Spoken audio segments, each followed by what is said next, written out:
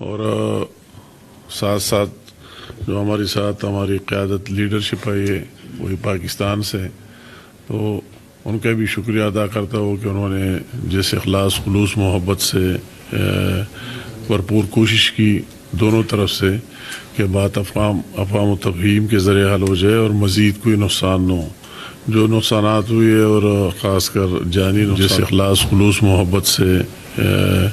بھرپور کوشش کی دونوں طرف سے کہ بات افہام و تفہیم کے ذریعے حل ہو جائے اور مزید کوئی نقصان نہ ہو۔ جو نقصانات ہوئے اور خاص کر جانی نقصانات اس پر ہم سب کو دکھے وہ دونوں اطراف سے ہوئے، سارے ہمارے دونوں سائڈ سے، اور یہ خوشی کی بات ہے میں اسے آگے اور اللہ تعالیٰ کے فضل و کرم سے اور آپ دونوں کی اسی طرح نرم رویے سے اور آپ کے اخلاص خلوص سے یہ ممکن ہو گیا کہ اگر آپ انڈیا چینلز دیکھے اور ہمارے دوسرے وہ لوگ کہ اس دن کے انتظار میں تھے کہ آگے کیا مزید بلڈ شیٹ ہوگی، مزید لاشیں گریں گے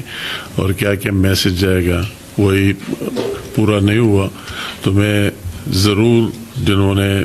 ایکشن کمیٹی کے ساتھ ہم نے پہلے بھی مذاکرات کیے، اچھے ماحول میں، خوشگوار ماحول میں، لمبی ڈیٹیل، اور آج اور کل دوبارہ بھی مذاکرات ہوئے۔ میں ان کو بھی یقین دلاتا ہوں کہ آپ کا مقصد بھی اور جے کے گورنمنٹ کے اہلکاران اور ان منسٹران صاحبان کا بھی مشکور ہوں کہ انہوں نے بھی اس میں بھرپور کردار ادا کیا، ایک پازیٹیو رول پلے کیا،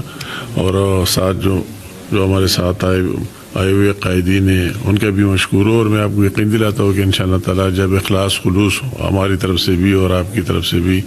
اور جب ہم دونوں کا مقصد دیکھو کہ کشمیری عوام کی ویلفیئر کے لیے کام کرے اور ان کی بھلائی کے لیے کرے، جب ہماری بھی یہ مقصد ہے اور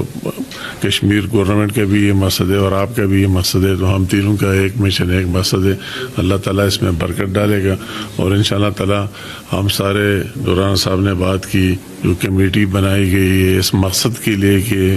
جو باتیں ہم آج ہوئی ہیں ان پر عمل در عمل یقینی بنانے کے لیے، تو ہم بھرپور کوشش کریں گے۔ اور جہاں جو ہمارے قائدین بیٹھے ہوئے